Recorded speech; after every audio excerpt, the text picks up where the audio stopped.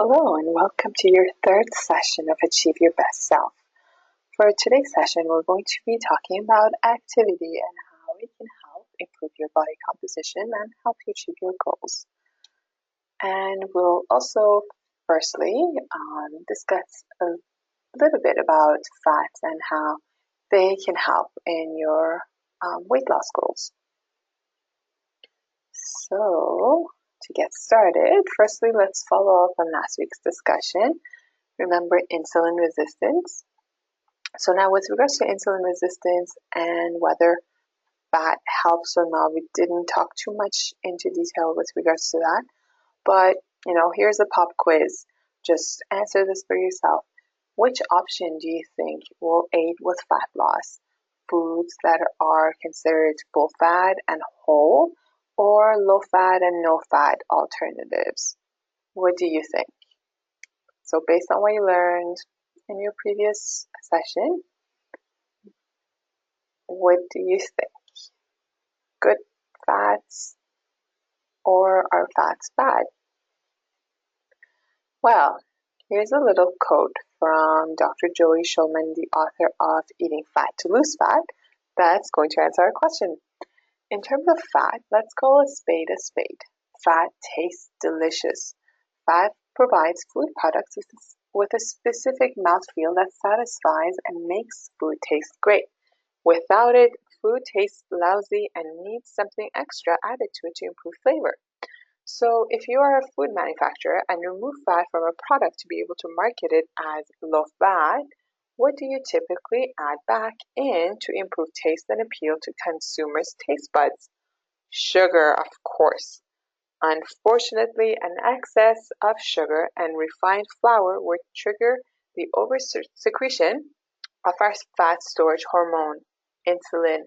Remember this hormone? This hormone is the one that you want to get down as low as possible, get it under control if you want to be in fat burning mode as opposed to having your body in fat storage mode. Okay, so with this insulin, this fat storage hormone in high secretion, you will get fatigue, cravings, and excess weight gain, and in severe situations, the development of type 2 diabetes. So what's the answer then?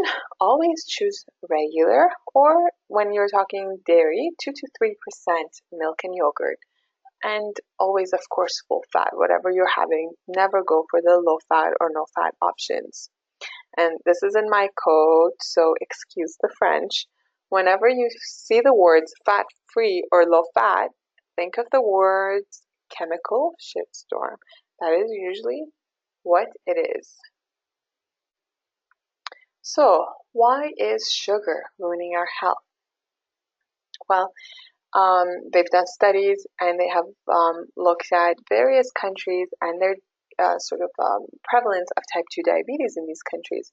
And what they found is that it doesn't matter how many calories you consume. That is irrelevant where the development of type 2 diabetes is concerned. It's a specific calories that count. So where did the calories come from? When people ate 150 calories more every day, the rate of diabetes went up 0.1%. But if those 150 calories came from a can of fizzy drink, the rate went up 1.1%. And so added sugar is 11 times more potent at causing diabetes than general calories. So if those calories are coming from fats or proteins, they're not as damaging as pure sugar is. And more specifically, it is fructose that is causing most of the damage. And so the researcher explained that instead of helping to satiate us, this sugar, fructose, fools our brain into thinking we are not full, so we overeat. And this quotation reminds me of, something that's sort of a habit with my family, the family I grew up with, and I've passed on to my son.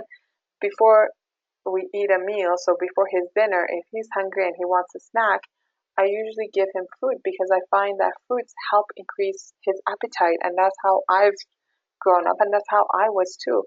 And you may notice it, if you're hungry and you reach for a fruit and you have an apple, shortly, within 10 to 15 minutes, even though you just had, 80 to 100 calories, you're very hungry again.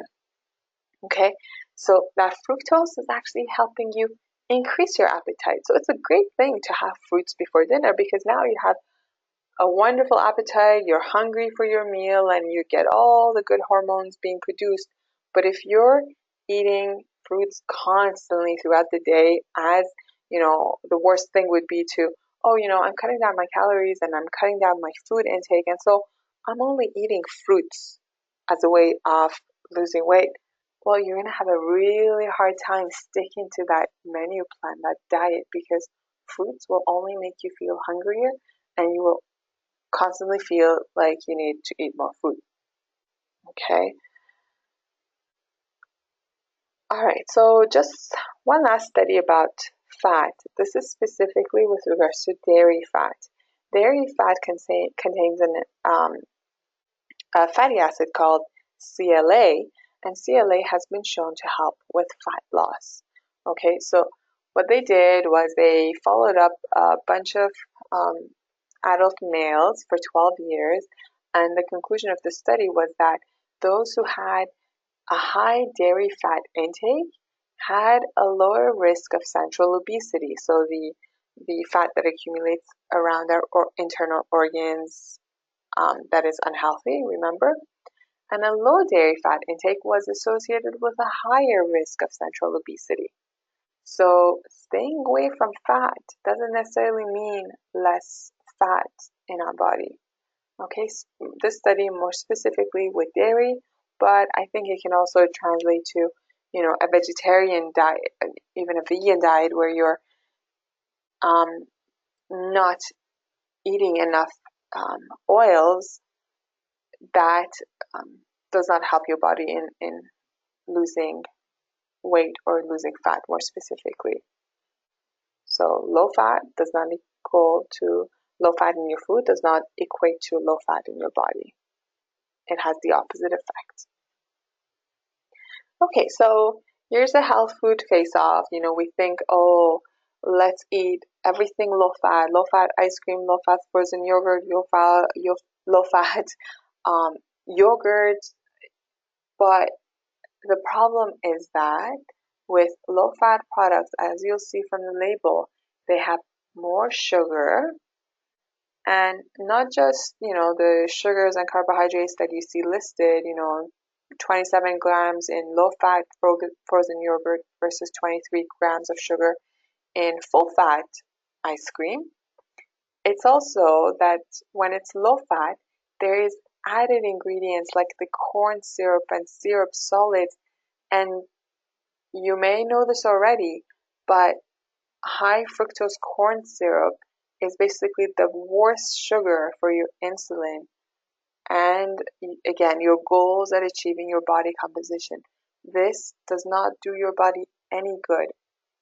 Okay, so always go for the full fat options, even if it's ice cream, even if it's an occasional indulgence. The key here also is that when you have that fat feel in your mouth, that sends signals to your brain saying, oh, I've received my nutrients. And so you'll feel more satisfied more quickly than if you were to have the low fat frozen yogurt or ice cream.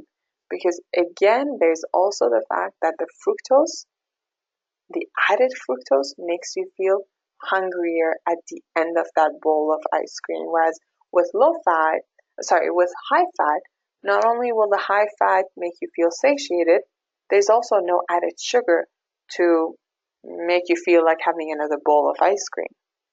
Okay, I hope that makes sense. Alright, so for today, with regards to activity level, I know I at the initial webinar told you that I'm not going to ask you to exercise, and this is why. I want you to see if you can in any way increase your activity level, and that is all we're asking. So whether it's you walking from your car to your office and it's 3 minutes, you can put in these recommendations that we're going to be talking about today.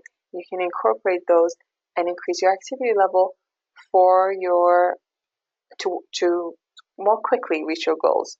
Or if there are stairs at your office and you can take a 10-minute break, you only need 5 to 10 minutes to walk up and down the stairs or run if you can, or whatever activity level you can start with and you're comfortable with, just to get moving, just to become active. So not necessarily exercise.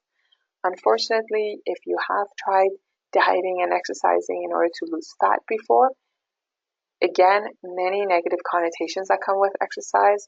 You may feel discomfort. You may feel, oh, I don't want to be at the gym 1 hour, 5 days a week in order to lose fat. That is not at all what we're going to talk about.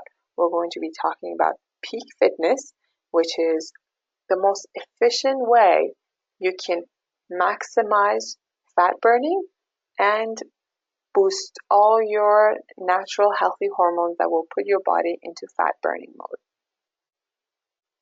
Okay, so firstly, what is cardiovascular exercise? You might know this already. It's light to moderate intensity activity that brings you to about 60 to 80% of your maximum heart rate. So you're not sprinting, you're not out of breath when you're doing cardio.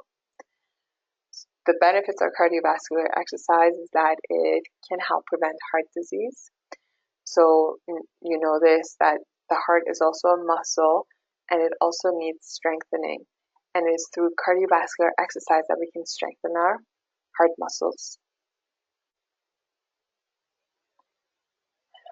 Further benefits, you are also strengthening the muscles that are involved in breathing. So the muscles that expand and basically condense the lungs to take breath in and out.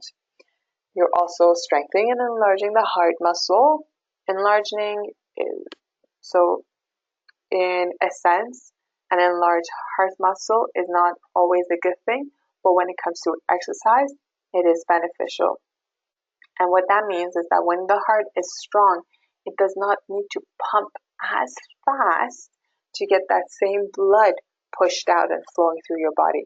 One pump of that strong heart is equal to 3 pumps of a weak heart. Okay, and so what that does, it lowers your resting heart rate. It also, cardiovascular exercise improves your circulation efficiency and it reduces blood pressure. As well, it increases the total number of red blood cells in your body, because when you exercise, your body has to take oxygen quickly to all the muscles that need to produce energy. And so with the increased need for oxygen, your body is stimulated to produce more red blood cells. And so again, that can increase your overall energy and can lower fatigue. As a result, you're more oxygenated, you're more energized through the day, regardless of whether you're actively exercising in that moment or not. It also helps boost mental health and is also a stress reducer, as you may already know, and is as effective as antidepressants at lowering the incidence of depression. Okay, so with regards to performance, you have more storage of molecules like fats and carbohydrates in the muscle, so they're available there for use when needed. So you're less likely to store these molecules as fat in your fat cells. It also causes your muscle cells to increase the blood vessels in the muscles. So muscles needing oxygen and needing energy to function, they need blood to bring that oxygen and that energy. And so there's more blood vessel formation around the muscle. So overall, you're just, again, more energized, more oxygenated. Improving the ability of muscles to use fats during exercise. So basically, the more you exercise, the better your muscles get, your muscle cells get at utilizing the fats to turn them into energy. And it enhances the speed at which muscles recover from high intensity exercise. So you may have experienced this yourself where, the first week initiating an exercise or any type of activity program is very difficult, and you might find that, from day to day, your recovery is really slow, whereas 3-4 weeks in, you can increase your intensity and you're not as sore the next day because your muscles are learning to recover more quickly from the high intensity exercise. Some downfalls with cardiovascular exercises: reduced muscle mass, but that's more commonly found in long distance runners, so marathon runners and that source of exercise. Of course, overuse injuries. So if you're running, there's constant repetitive strain and impact on your knees, your ankles, your hips. So the overuse of these joints can cause injuries and is not an effective approach to building muscle.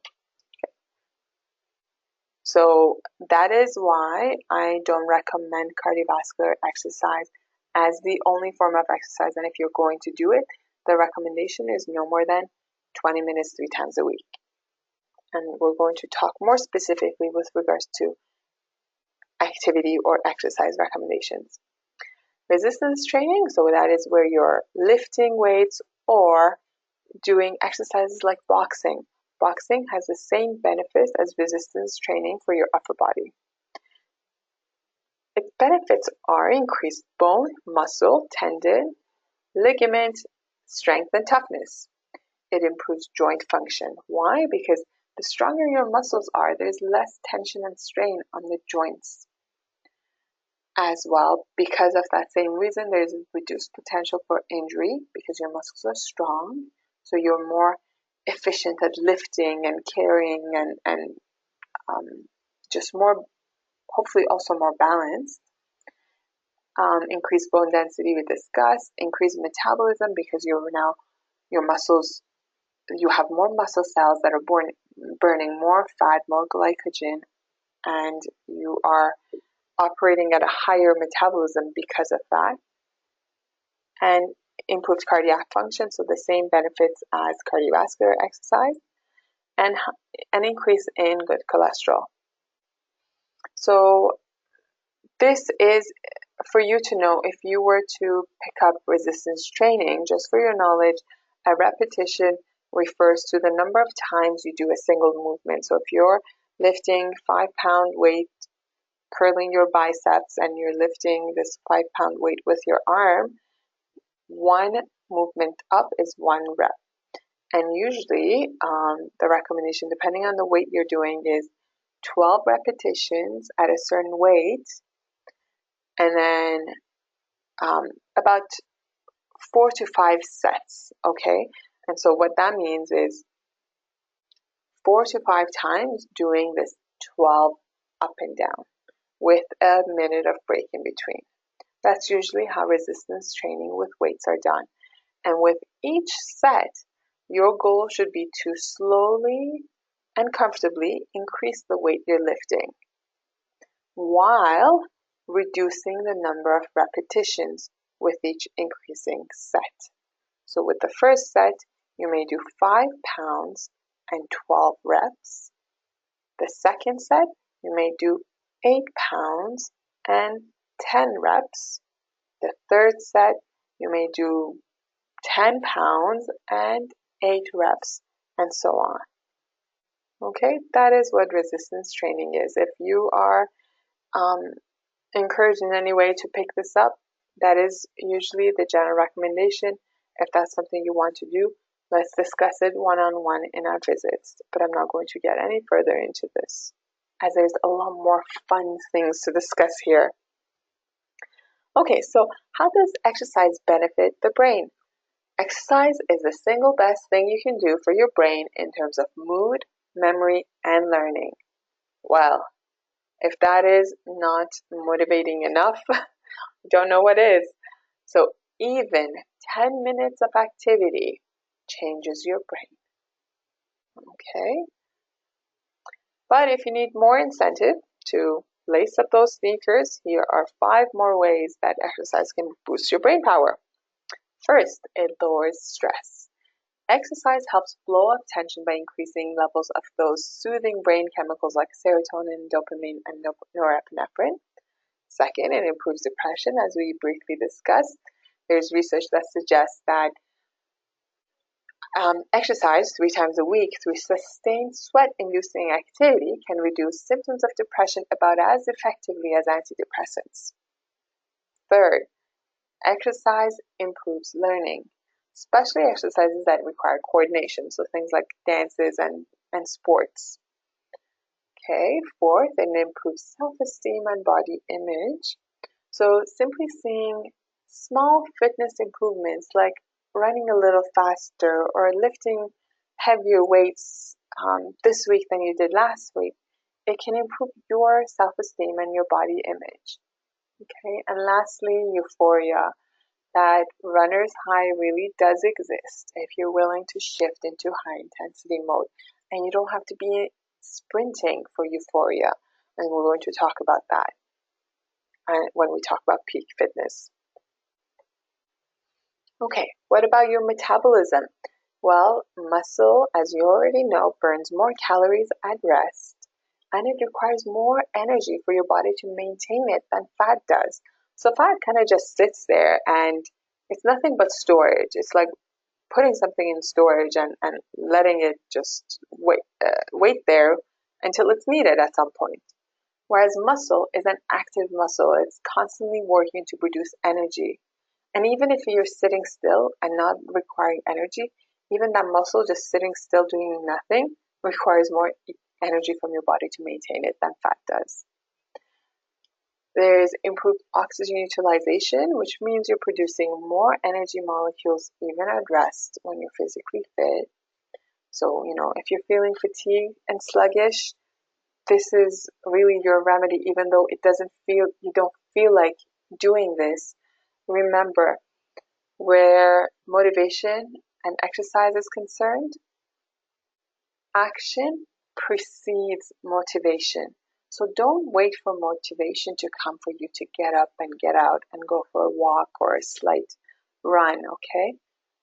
Get those shoes on, lace up those sneakers, get outside, and within a minute, you'll see motivation coming, okay? So your goal, if you're feeling fatigued and sluggish, just take it. Just put those shoes on and get out the door. It improves circulation and improves detoxification, meaning where your metabolism is concerned and your thyroid gland specifically, with improved circulation, your thyroid gland is getting all the nutrients it needs, and there's improved detoxification. So any toxins that may be circulating in your body, preventing your thyroid from functioning at its best, are also cleared out a lot more efficiently. And indirectly, because it lowers your stress hormones, that means there is more active thyroid hormone around, because if you remember, high chronic stress hormones basically shut down or inactivate the active thyroid hormone. Okay, so what about growth hormone? We briefly talked about this, but you should know that as we start aging, we enter what's known as somatopause, so something like menopause, but it starts a lot earlier. That is when your levels of growth hormone begin to drop off dramatically, and that basically drives your aging process. And what research has found is that nearly everyone over 30 has dramatically abnormal levels of this very important hormone as we begin to lead more sedentary lifestyles. Okay, so growth hormone is so important, and it is such an effective hormone, and it's got so many wonderful beneficial functions that some doctors have started to prescribe it to older patients to increase their vitality. But if there are natural ways for your body to start increasing its growth hormone production, wouldn't you want to know what that is, and wouldn't you want to do something to increase that? Perhaps learning more about what this wonderful hormone does will help motivate you to start considering some action to increase this hormone. So growth hormone increases calcium retention. That is to ensure that calcium does not leave your body, And that in turn strengthens and increases the mineralization of bone, so prevents osteoporosis. Growth hormone, just by its mere presence, increases in muscle mass. It promotes lipolysis, which is a medical term for fat burning, increases protein synthesis, so your body's ability to increase its muscle mass, and it stimulates the regeneration of all internal organs, excluding the brain. It also contributes to the maintenance and function of your pancreatic cells. So these are the cells that produce insulin, and you want them and you need them, and so you want to make sure that they're working properly. And lastly, it stimulates the immune system. So another area where growth hormone is very popular is among athletes who are injecting it illegally to achieve fitness. But of course, it has side effects when you inject growth hormone in that way. One natural way to produce this fitness hormone is to exercise in a way that naturally produces this hormone. Let me explain it. You have 3 different types of muscle fibers. There are the slow, fast, and the super fast muscle fibers. And only one of these muscles will impact your production of growth hormone. And that is key for strength, for health, and longevity. So what is that form of exercise that will engage the specific muscles that increase your growth hormone? It is high intensity burst cardio. This is the key to producing growth hormone, and we'll explain how you do this. So what is peak fitness? That improves or increases your fitness hormone. It is exercise or activity, any kind of activity, where you raise your heart rate up to your anaerobic threshold. Anaerobic basically means where you cannot catch your breath, you're out of breath, but you still push through. You increase it to that level for 20 to 30 seconds only, and then you recover for a minute to a minute and a half. And you repeat the cycle for a total of 6 to 8 reps. You can start slow, you can do 4 reps to start, and go up to however many reps you can, but you really only need to do this exercise for only 20 minutes 3 times a week. And you can precede this exercise, of course, with some warm-up. So start slow. Don't start sprinting right away. You want to warm up first, and then go up to that high intensity level where you're out of breath, and push through for 20 seconds if you can. Okay, so visually, I drew this graph to sort of explain how you would do this.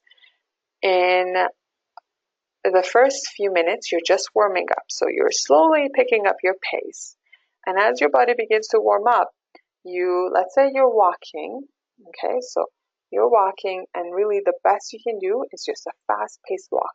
So increase your pace, and you start doing really fast-paced walking to the point where you realize, I can't catch my breath anymore, I'm running out of breath.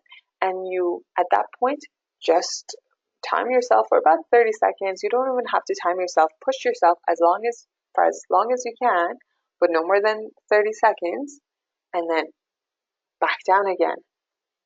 Go to a very, very slow walk, as slow as you need to catch your breath for the next minute to minute and a half, then slowly begin to pick up your pace again. And again, push yourself to that point where you're out of breath, but you're still walking as fast as you can for 20 to 30 seconds. Then back off again, rest for a minute, minute and a half. As you can see in this graph here, there's a slight slope moving up as you get near the completion of the exercise at the end of 20 minutes. So your body starts to warm up slowly, and by the 17th, 18th minute, you might be feeling, okay, I'm warmer. Now that fast walk I was doing, I can actually turn into a slow run, okay, for those 20 to 30 seconds.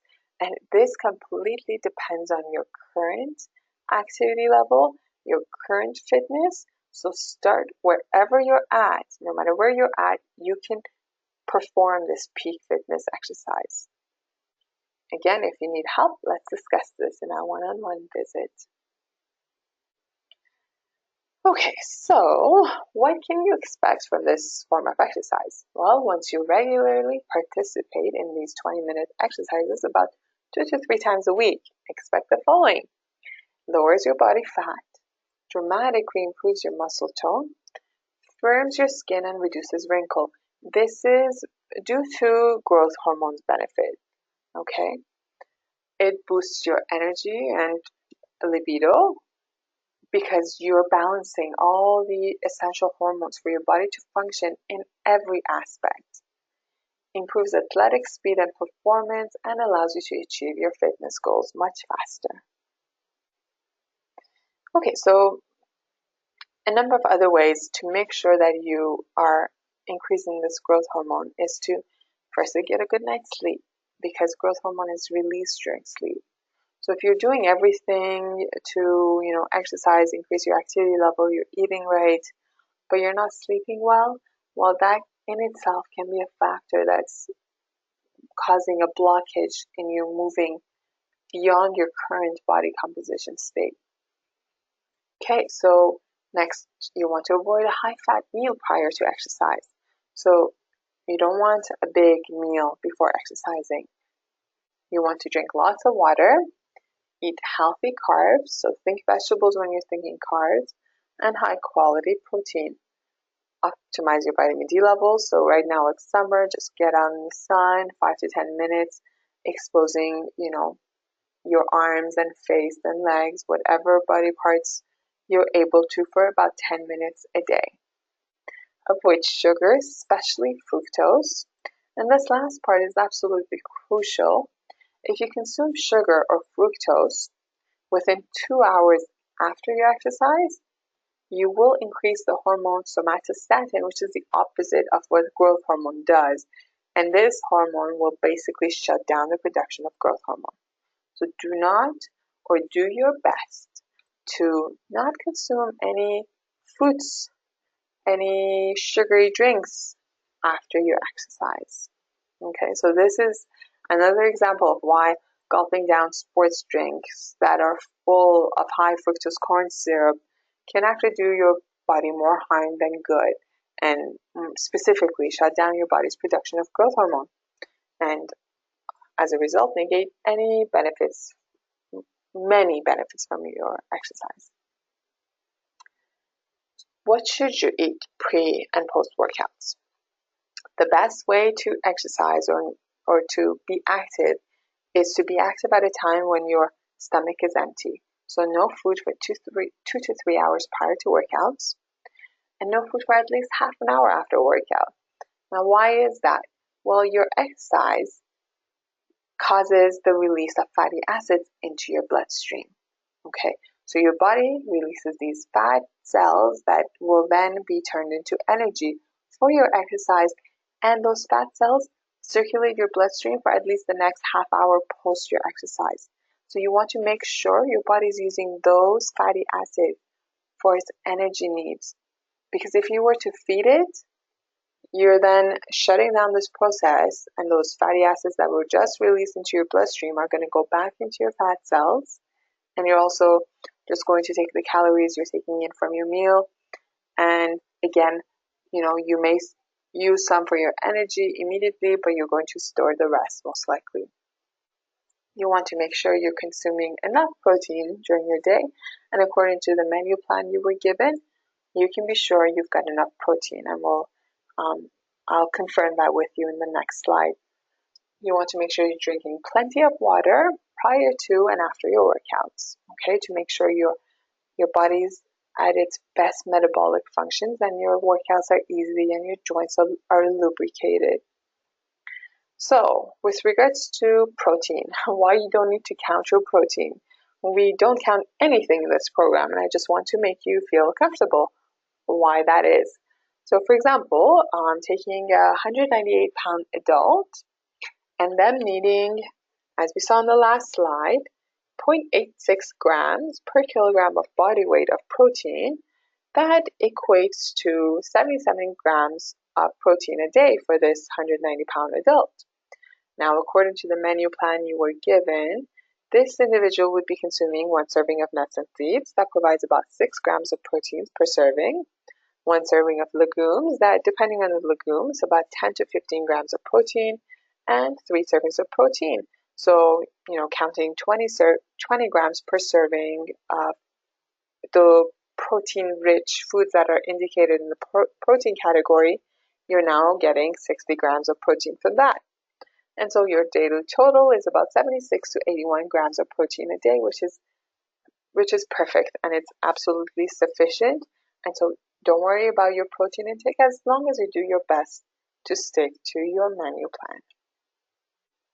So what about timing of workouts? Well, there are times in the day that are best with regards to fat burning, and that is usually the morning. Okay? So not only is it because you put your body in fat burning mode in the morning, and it's just the hormones that you need are at their peak in the morning, and it physiologically works best.